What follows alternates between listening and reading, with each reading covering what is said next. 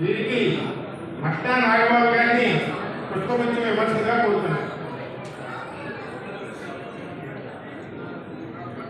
ఈ కార్యక్రమానికి ఇచ్చేసినటువంటి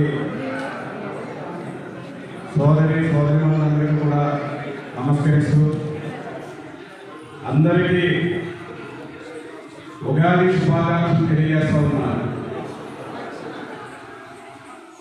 ఎన్టీ రామారావు గారి శత జయంతి పూర్తయిన సందర్భంగా వారి యొక్క పుస్తకావిష్కరణ సందర్భంగా జరుగుతుంది.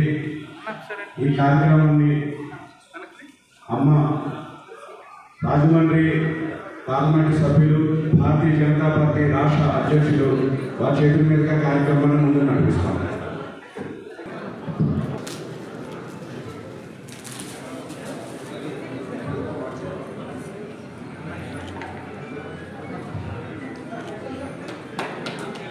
స్వర్గీయ శ్రీ నందమూరి తారక రామారావు గారి జయంతి సందర్భంగా పుస్తకాన్ని పరిచయం చేస్తున్నారని సభకులందరికీ కూడా.